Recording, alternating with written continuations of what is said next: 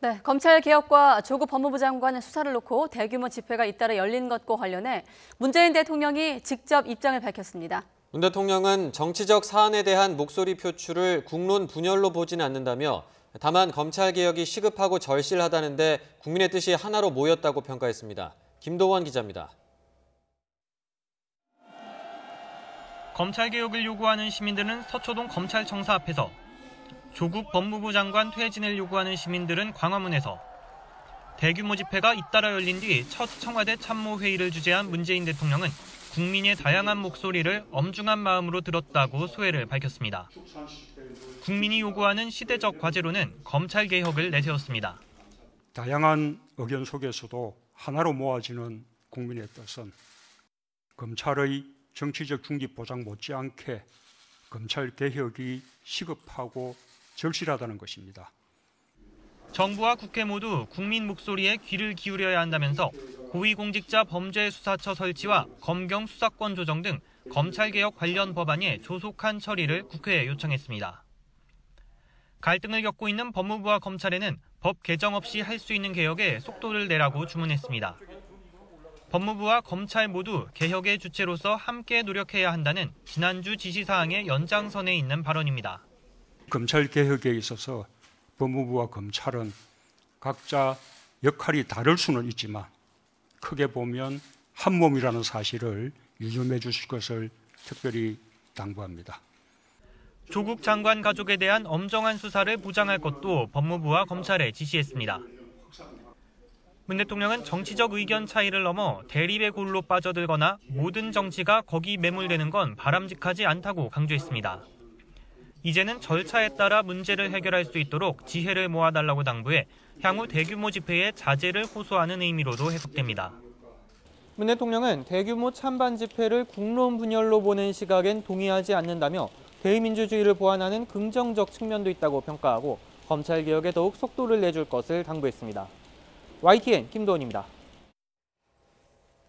네, 대통령은 국론 분열로 보지 않는다고 밝혔지만 주말 대규모 촛불 집회를 놓고 여야 정치권은 또 충돌했습니다. 민주당은 검찰개혁을 촉구하는 시민혁명이었다고 평가했지만 한국당은 여권의 관제 집회에 불과했다며 평가절하했습니다.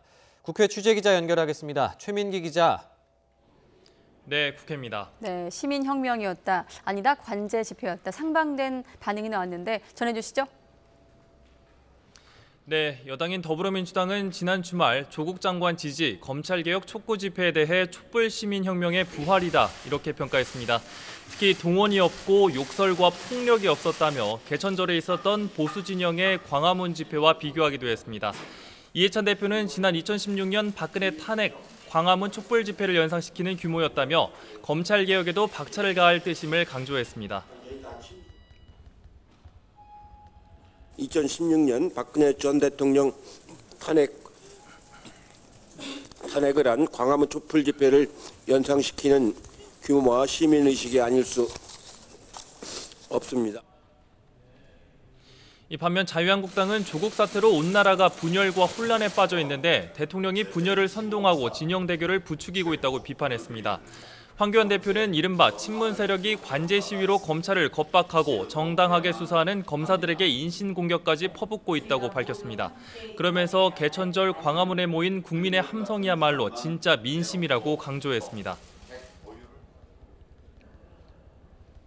대통령을 등에 업은 친문 세력들은 관제 시위로 검찰을 겁박하고 또 정당한 수사를 하고 있는 검사들에게 인신공격까지 퍼붓고 있습니다.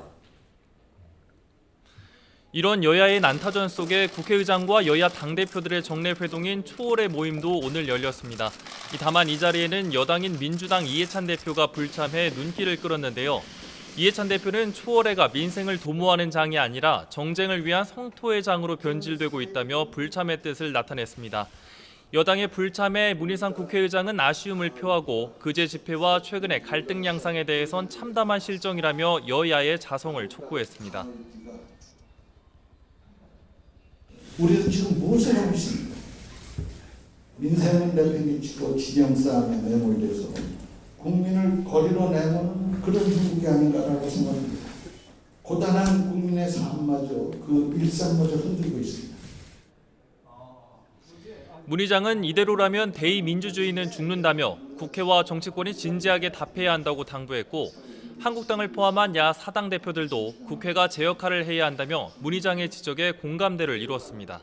지금까지 국회에서 YTN 최민기입니다.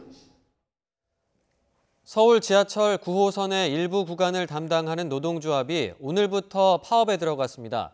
퇴근 시간에 접어들면서 파업 여파로 혼잡이 우려되는데요. 현장 나가 있는 취재기자 연결하겠습니다. 김다현 기자. 네, 서울 지하철 9호선 선정능역에 나와 있습니다. 네, 본격적인 퇴근 시간이 다가오는데 지금 현재 상황 어떤지 전해주시죠. 네, 이곳 선정능역은 퇴근 시간이 되면서 지하철을 이용하려는 시민들로 북적이고 있습니다. 선정능역은 원래도 하루 평균 20만 명이 넘는 시민들이 이용할 정도로 혼잡한 역 중에 하나인데요. 여기에 분당선으로 갈아타려는 시민들까지 몰리면서 더욱 북적이고 있습니다. 노조는 지하철이 관련법상 필수 요직 공익사업장인 만큼 출근 시간대인 아침 7시부터 오전 9시까지 100% 운행했습니다. 하지만 퇴근 시간, 그러니까 오후 5시부터 저녁 7시까지는 85%, 나머지 시간대는 운행률을 60%로 유지한다는 방침이어서 특히 퇴근길 혼잡이 우려됐는데요. 서울교통공사가 대체 인력을 투입해 운영 시간과 배차 간격 모두 평소와 똑같이 운행하고 있는 만큼 아직 큰 불편은 없는 상황입니다. 파업에 참여하는 구간은 2, 3단계로 언주역에서 중앙보훈병원역까지 13개입니다. 개화역부터 신논현역까지 1단계의 25개 역 구간은 파업에 참여하지 않았습니다. 서울시와 서울교통공사는 파업이 장기화할 경우 운행률이 100% 미치지 못할 걸 대비해 시내버스를 추가하는 등 비상소송 대책을 마련해서 교통 혼잡에 대비한다는 방침입니다. 노조와 사측이 맞서는 지점이 뭔지도 궁금한데요. 노조가 이번에 파업을 시작하게 된 이유 전해주시죠. 네, 노사는 지난 5월부터 15차례에 걸쳐 협상을 벌여왔습니다. 어제도 협상했는데 접점을 찾지 못했습니다. 노조는 인력 충원과 호봉제 투입, 그리고 현행 민간 위탁 구조 폐지를 요구하고 있습니다. 하지만 사측은 운영 방식은 단체 교섭에 해당하지 않는 사항이며 호봉제 또한 사업 구조상 당장 해결하기 힘들다는 입장입니다. 노사는 잠시 뒤 오후 6시부터 다시 협상에 들어갑니다. 협상이 결렬되면 노조는 모레까지 파업을 진행할 예정인데요. 오는 16일 2차 파업에 돌입하는 방안도 검토하고 있습니다. 다른 철도와 지하철 노조도 파업을 예고했는데요. 9호선 말고도 KTX가 포함된 철도 노조는 11일부터 또 서울 지하철 다른 노선도 16일 파업을 예고한 상태입니다. 지금까지 서울 지하철 9호선 선정능역에서 YTN 김다현입니다. 국민실무협상의 북측 대표인 김명길 대표가 협상장을 나온 뒤로 줄곧 험한 말을 쏟아내고 있습니다. 대륙간 탄도미사일 ICBM, 끔찍한 사변 등을 언급했는데 미국을 압박하기 위한 특유의 벼랑 끝 전술이란 분석입니다. 김지선 기자의 보도입니다. 미국 탓에 협상이 깨졌다는 북한 김명길 수석대표에게 핵실험 재개 가능성을 물었습니다. 우리의 핵시험과 ICBM 시험 발사 중지가 계속 유지되는가, 그렇지 않으면 되살리는가 하는 것은 전적으로 미국의 입장에 달려 있습니다. 귀국길엔 수위를 더 높였습니다. 미국이 준비가 제대로 되지 않으면 그 어떤 끔찍한 사변이 차려질 수 있겠는지 누가 알겠습니까? 이번 협상을 두고 치욕스럽다고도 했는데 7달 만에 처음 만난 협상치고는 지나치게 강경하고 격앙된 반응이란 평가입니다. 내년 대통령 선거를 앞둔 트럼프 대통령의 정치적 상황을 압박해 최대한 양보를 받아내기 위한 의도라는 분석입니다. 이번 협상에 나올 때부터 어느 정도 결렬을 예상하고 나온 것 같아요. 여러 가지 지금 보여주는 모습들은 상당히 연출된 부분이 있다. 이것을 통해서 다시 한번 미국을 압박하고 다음번에 협상을 준비하는 그런 과정이다. 그렇게 판단합니다. 북한 외무성의 전형적인 협상 전략인 이른바 벼랑 끝 전술입니다.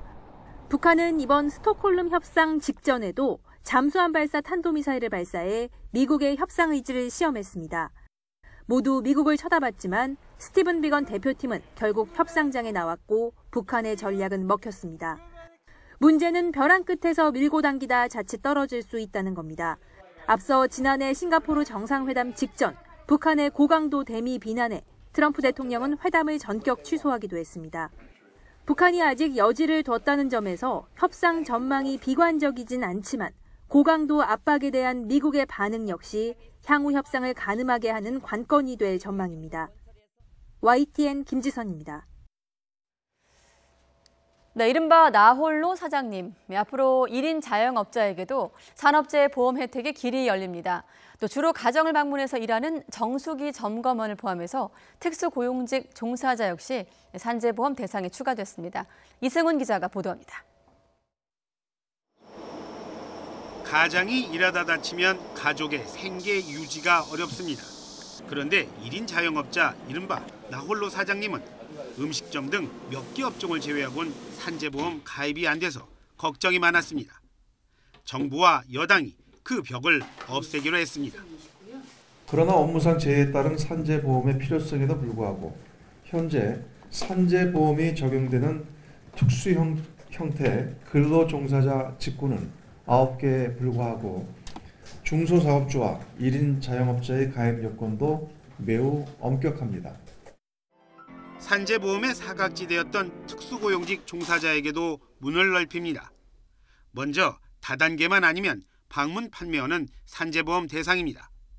집과 가정에서 정수기를 갈아주는 서비스 직원 등도 보험 가입이 가능하고 가정방문 교사는 학습지 교사가 아니더라도 이젠 누구나 산재보험 혜택을 받을 수 있습니다. 위험물질을 운반하는 화물차주 등도 산재보험 대상에 추가됐습니다. 가입법령 개정만으로 실행 가능한 사항인 만큼 오늘 논의 결과를 반영하여 차질 없이 실행될 수 있도록 준비하겠습니다.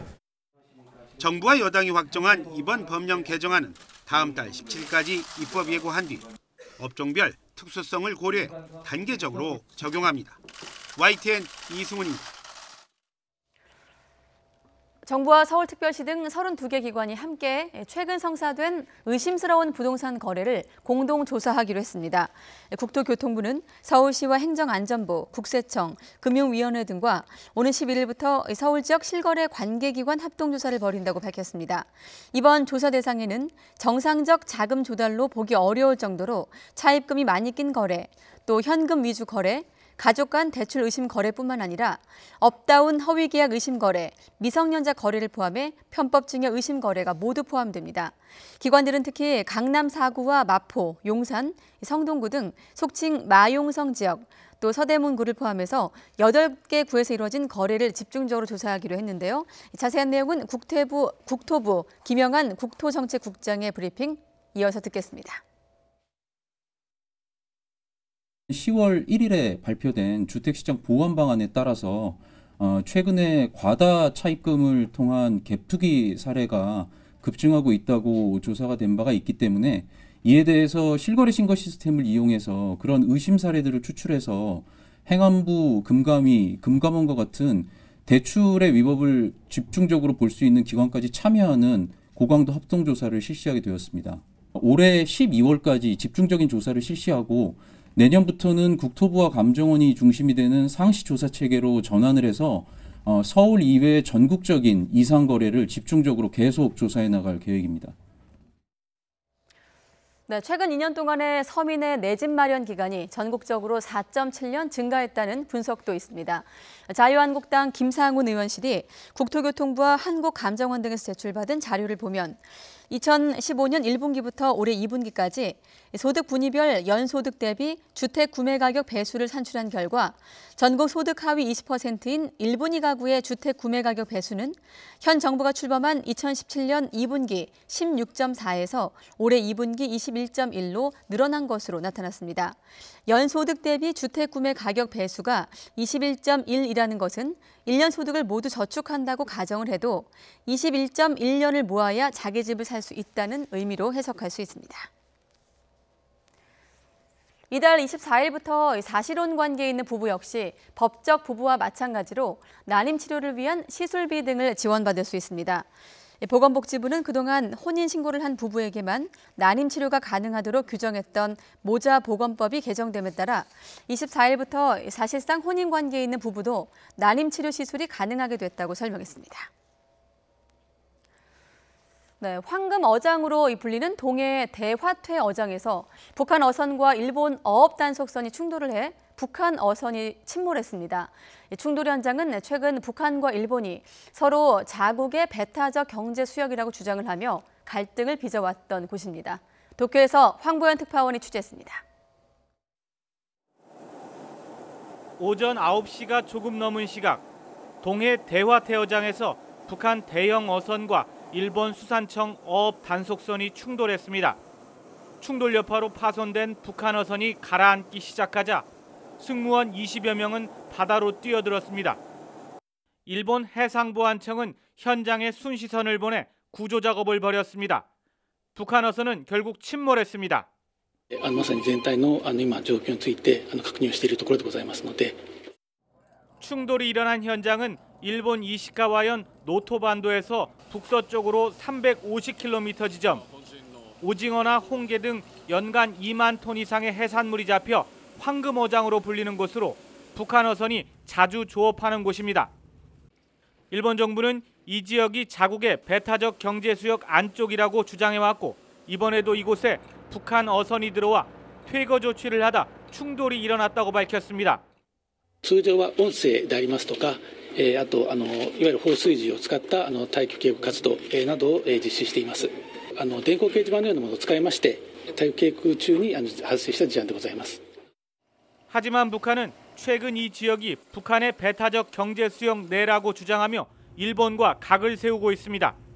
지난 8월 23일에는 북한 선박이 이 일대에서 일본 단속선과 순시선을 만나자 무선 교신을 통해 즉시 퇴거를 요구했습니다.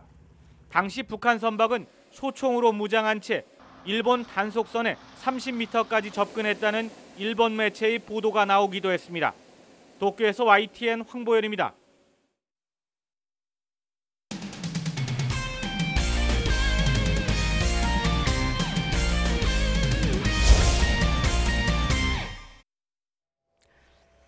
네, 올 시즌 최고의 활약을 펼치고 있습니다. 류현진 선수, 포스트 시즌 첫 경기에서도 승리를 따냈습니다. 네, 스포츠부 허재원 기자와 자세한 이야기 나눠보겠습니다. 안녕하십니까? 네, 안녕하세요. 네, 1회부터 홈런을 내주면서 조금 처음 출발은 불안하긴 했어요. 네, 그렇습니다. 오늘 디비전 시리즈 3차전이었는데 1승 1패로 맞선 상황이었기 때문에 시리즈의 향방을 결정할 수 있는 아주 중요한 경기였거든요. 1회 투아웃 1루 상황에서 4번 타자 소토에게 2점 홈런을 허용하면서 출발을 했습니다. 지금 원 스트라이크 원볼에서 3구째였는데요.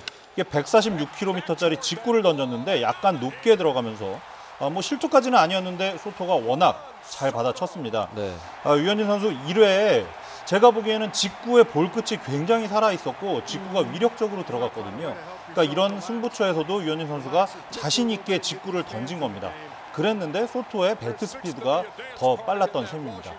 지금 이 후안 소토 선수가 98년 10월생이에요. 아직 만 21살도 채 되지 않은 굉장히 어린 선수인데 큰 경기에서도 위축되지 않고 대단한 타격을 선보였고 뭐 워싱턴의 미래를 책임진다 이렇게 불리는 선수인데 오늘 자신의 진가를 유감없이 발휘했습니다. 그렇군요. 네, 소토 선수가 워낙 잘 치긴 했지만 경기 초반이라서 류현진 선수가 좀 흔들리지 않을까 걱정도 됐었는데 이후에 다행히 실점 없이 5회까지 갔어요. 그렇습니다. 뭐 역시 류현진 선수 굉장히 노련한 투구를 오늘 선보였고 정규리그에서는 워싱턴 타자들을 완벽하게 막아냈는데 사실 워싱턴 타선이 그렇게 만만한 타자들은 아닙니다. 네. 볼을 굉장히 끈질기게 골라내고 이 짧은 팀 배팅에 굉장히 능하기 때문에 투수들을 많이 괴롭히는 타자들이 많은데요. 사실 오늘 승부처는 지금 보시듯이 저는 4회 말이라고 보여집니다. 2회와 3회는 3자범퇴로 잘 막았고 4회에 다시 위기가 찾아왔습니다. 3번 랜던과 4번 소토에게 연속 안타를 맞고 노아웃 1, 2루 위기를 맞았는데 이때 이제 다저스 타자들이 상대 선발 산체스에게 너무 속수무책으로 당하기 있었기 때문에 여기에서 사실상 점수를 더 내준다면 분위기가 완전히 넘어갈 수도 있는 상황이었습니다. 네. 그런데 여기서부터 류현진 선수가 무서운 집중력을 선보였습니다. 캔드릭을 좌익수 뜬공으로 잡아냈고요.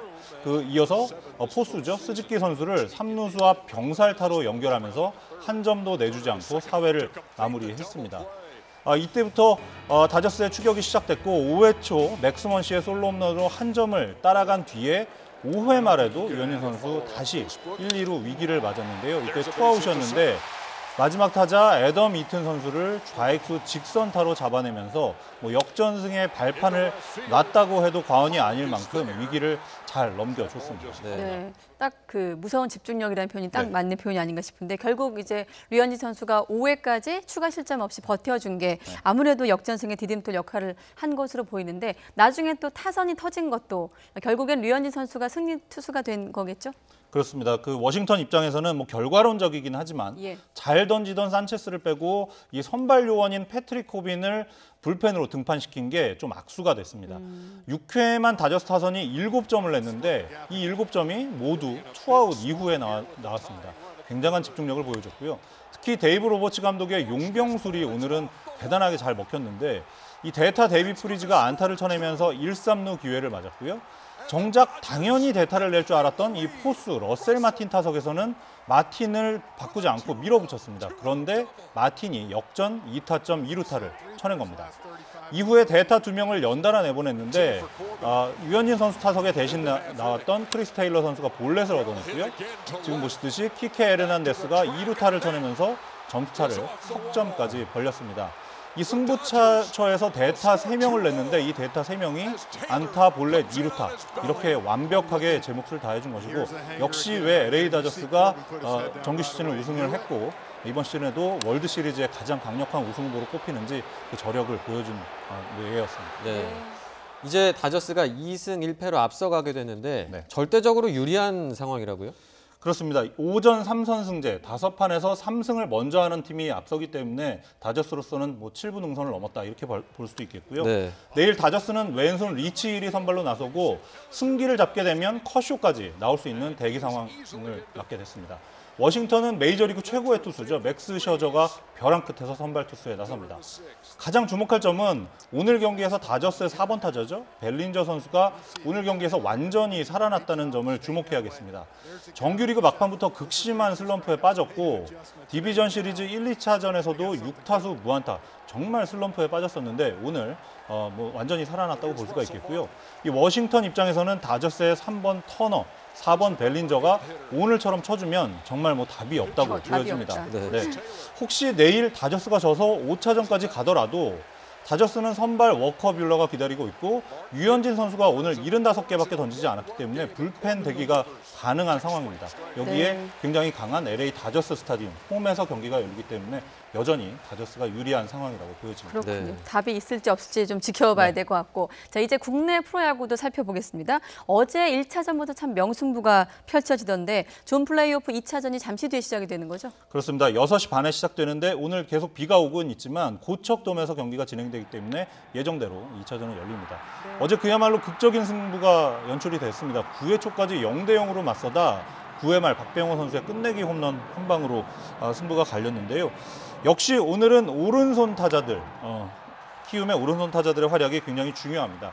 키움을 먼저 보자면 어제 경기에서 김하성 선수가 안타 2개 그리고 센즈가 안타 3개를 쳐내면서 괜찮은 타격감을 선보였고요. 오늘 키움이 타선이 약간 조정이 됐습니다. 센즈, 박병호, 김하성 이렇게 오른손 타자들이 클린업 트리오를 맡게 됐는데 LG의 선발 왼손 투수인 차우찬에게는 역시 굉장히 부담되는 타선이 아닐 수 없습니다. 네, 그리고 LG가 1차전에서 안타 2개에 그쳤는데 이기려면 좀 타선이 살아나야 하지 않겠습니까? 그렇습니다. 그런데 타자들이 부진했다기보다는 어제는 브리검의 공이 워낙 완벽했다, 위력적이었다 이렇게 볼 수 있겠고 오늘은 좀 더 적극적인 타격을 기대해봐도 되겠습니다. 오히려 저는 타자들보다는 마무리 고우석 선수가 더욱 관심이 가는데요.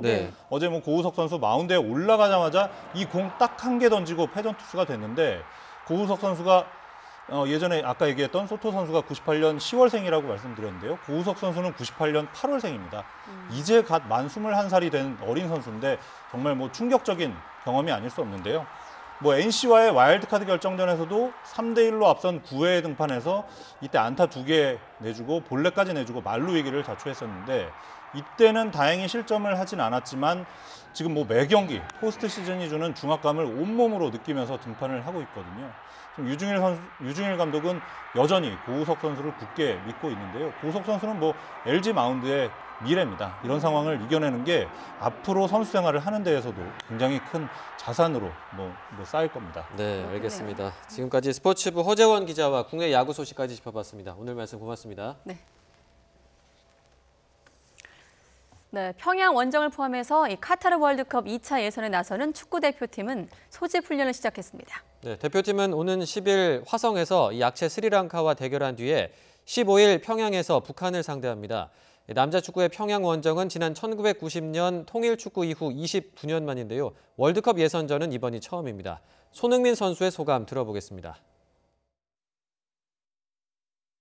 당연히 팬분들이 못 오시는 거는 어디까지나 저희한테도 좀 많은 타격이지만 저희가 선수들끼리 잘 뭉쳐서 그런 분위기에서 또 이길 수 있으면 또 저희가 얻어가는 게 더 많기 때문에 제가 뭐 거기 가서 뭘 보고 오겠어요. 저희는 뭐 오히려 진짜 경기만 하러 가는 거고 뭐 저희가 뭐 여행객도 아니고 정말 저는 경기에만 집중을 하고 있고 뭐 놀러 가는 거 아니잖아요. 뭐 그렇기 때문에 선수로서 또 대표팀에 들어온 선수로서 참 그냥 경기 하나만 생각하고 다녀오고 싶습니다.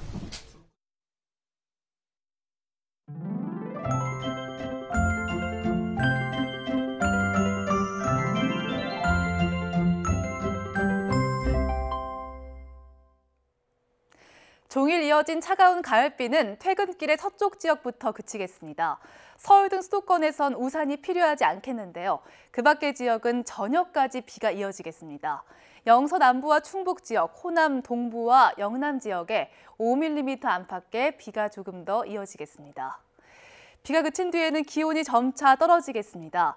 가을비 한 번에 내복 한 벌이라는 속담처럼 비가 온 뒤에 북쪽에 찬 공기가 유입되면서 쌀쌀해지겠습니다. 내일 아침 서울 기온은 13도, 한글날인 모레 아침은 8도까지 뚝 떨어지겠습니다. 특히 산간 일부는 영하권까지 내려가면서 올가을 들어 가장 낮은 기온을 기록할 전망입니다. 내일은 구름이 걷히면서 하늘이 점차 개겠습니다. 다만 아침엔 곳곳에 안개가 끼겠고요.